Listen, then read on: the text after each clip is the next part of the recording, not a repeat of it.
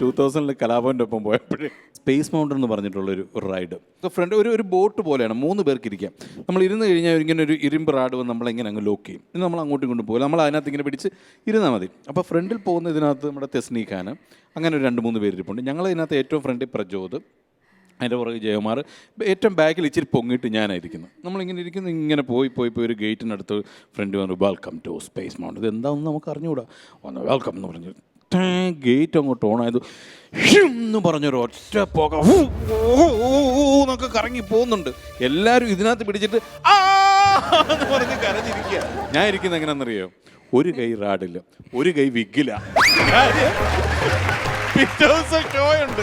ഈ സാധനം പറഞ്ഞു പോയി കഴിഞ്ഞാൽ എവിടെ ചെന്ന് ഞാനൊരു കൈ ഇവിടെ ഇടയ്ക്കൊന്ന് കണ്ടു തുറക്കും. ഈ ഹരിശ്രീ മാർട്ടിൻ ചേട്ടൻ ഇതുപോലെ നമ്മൾ ഈ സ്കേറി വേൾഡ് എന്ന് പറയില്ല, എന്താ ഹോണ്ടഡ് ഹൗസോ, നമ്മളെ പേടിപ്പിക്കുന്ന ഒരു സാധനമുണ്ട്. അപ്പോൾ ഇതുപോലെ ഒരു ഫ്ലോറിനകത്ത് മുഴുവൻ അവർ ഇരുട്ട് ചെറിയ റെഡ് ലൈറ്റുകൾ അവിടെ ഇവിടെ ഉണ്ട് നമുക്ക് കാണാൻ വേണ്ടിയിട്ട്. അപ്പോൾ നമ്മളിങ്ങനെ ഇരുട്ടത്ത് തപ്പി പിടിച്ചാണ് നടക്കുന്നത്. അപ്പം മാർട്ടിൻ ചേട്ടൻ ഇതൊന്നും കണ്ടിട്ടുമില്ല, കയറിയിട്ടുമില്ല, ഇതെന്താ പരിപാടി എന്നും അറിയത്തില്ല. പുള്ളി ഇങ്ങനെ ഇതിനകത്ത് കിടക്കുന്നുണ്ട്. അപ്പോൾ ഞങ്ങളും കയറി. അപ്പോൾ ഇടയ്ക്ക് ചില ഡെഡ് ബോഡികൾ തൂക്കിയിട്ടിട്ടുണ്ട്. ചില ആൾക്കാർ താഴെ കിടക്കുന്നുണ്ട്, ജീവനുള്ള ആൾക്കാർ. നമ്മൾ പോകുമ്പോൾ അവർ നമ്മുടെ കാലെ കയറി പിടിക്കും, എന്നൊക്കെ വെക്കും. അങ്ങനെയുള്ള പല പരിപാടികളുണ്ട്. ഇവർ ഒന്നരാടവേ ഇത് പിടിക്കുള്ളൂ. ഒരുത്തനെ പിടിച്ച് നമ്മൾ കണ്ടാൽ നമ്മൾ അവിടെ പ്രിപ്പയർഡ് ആയിരിക്കുമല്ലോ. അപ്പോൾ നമ്മൾ ഇവിടുന്ന് പിടി വരുമോ എന്ന് നോക്കി പോകുമ്പോൾ ഇപ്പുറത്തെ സൈഡിൽ നിന്ന് പിടി വരും. ഇങ്ങനെയൊക്കെയാണ്.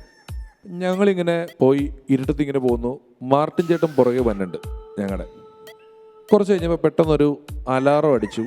ഇതിനകത്തെ ലൈറ്റുകൾ ഫുൾ ഓണാക്കി. എന്തോ അപകടം സംഭവിച്ചാൽ അങ്ങനെ ചെയ്യുന്നത്. ലൈറ്റ് ഓണാക്കിയപ്പോൾ ഞങ്ങൾ നോക്കിയപ്പോൾ ഇതിൽ പേടിക്കാനൊന്നുമില്ല. ഒരു പ്ലെയിൻ സ്ഥലം ഇവരങ്ങനെ അറേഞ്ച് ചെയ്ത് വെച്ചേക്കാണ്. എങ്കിലും എന്തിനാണ് ലൈറ്റ് ഓണാക്കിയെന്ന് പറഞ്ഞ് ഞാൻ നോക്കുമ്പോൾ ഒരു ചൈനക്കാരനെ മാർട്ടിൻ ചേട്ടൻ ഭിത്തിയിൽ ഇങ്ങനെ ചേർത്ത് പിടിച്ചേക്കുക. ഒരു ചൈനക്കാരനെ ഇങ്ങനെ പിടിച്ചേക്കുക.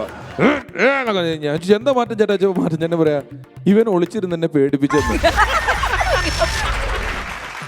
എൻ്റെ ചേട്ടാ ആ ഇരുട്ടത്ത് ആ ചൈനക്കാരനെ അതിനകത്തോട് ഓടിച്ചിട്ട് മാർട്ടിൻ ചേട്ടൻ പിടിച്ചിട്ട് ടൂർ വരുന്നിടത്ത് ഈ സൈസ് പോക്കൃതം കാണിക്കരുത് കേട്ടല്ലോ.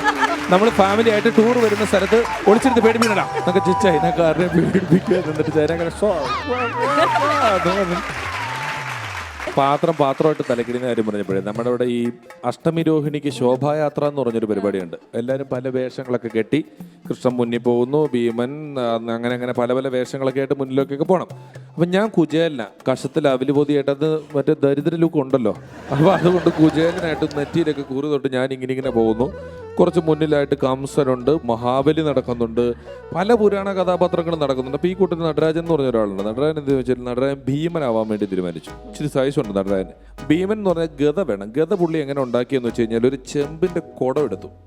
ഈ കുടം എടുത്തിട്ട് നമ്മൾ കൈക്കോട്ടിൻ്റെ കൈയില്ലേ, തൂമ്പാക്കൈ എന്ന് പറയുന്ന കൈ അതിനകത്ത് വെച്ചിട്ട് കൈക്കോട്ട് ഉറപ്പിക്കുന്ന പോലെ തന്നെ ആപ്പ് വെച്ചത് ഉറപ്പിച്ചു. ഒരു 250 ആപ്പുണ്ട്. കാരണം കുടത്തിൻ്റെ ബാ ഇത്ര ഉണ്ട്, കോല് അതിൻ്റെ നടുക്ക് ഇച്ചിരി ഉള്ളുണ്ട്. ബാക്കിയുള്ള ഗ്യാപ്പ് മുഴുവൻ കുഞ്ഞു കോല് കൊത്തി നിറച്ച് വെച്ചിട്ട് അതിൽ മുഴുവൻ വർണ്ണക്കടലാസ് ഒട്ടിച്ച് പുള്ളി ഗതയുമായിട്ട് ഇങ്ങനെ എന്നൊക്കെ കഴിഞ്ഞപ്പം പുള്ളിയുടെ ഭീമൻ ഇച്ചിരി സ്റ്റാർ ആയിക്കൊണ്ടിരിക്കുക ഈ ഘോഷയാത്രയിൽ. അപ്പോൾ ഈ പിള്ളേര് ഈ ജംഗ്ഷനിൽ നിന്ന് ഇത് കണ്ടിട്ട് ഓടി അടുത്ത ജംഗ്ഷനിൽ ചെന്നിട്ട് പറയും ദേ ആ വരുന്ന ഘോഷയാത്രയ്ക്കകത്ത് അതുണ്ട് ഇതുണ്ട് എന്നൊക്കെ പറഞ്ഞിങ്ങനെ പറഞ്ഞുകൊണ്ട് നടക്കുന്ന സമയമാണ്. തൊട്ടടുത്ത ജംഗ്ഷനിൽ എത്തിയപ്പോൾ ഇച്ചിരി സ്ത്രീകൾ അവിടെ കൂടുതൽ നിൽക്കുന്നുണ്ട്. സ്ത്രീകൾ അവിടെ നിൽക്കുന്നതൊക്കെ കണ്ടു കഴിഞ്ഞപ്പോൾ ഭീമൻ ഒരു ചെറിയ ഷോ അതിനുവേണ്ടി കാണിക്കണം എന്ന് പറഞ്ഞിട്ട് ഈ ഗത എടുത്തിട്ട് എന്ന് പറഞ്ഞ് കറക്കിയപ്പം ഇതിൻ്റെ ആപ്പങ്ങ് പറഞ്ഞു പോയി.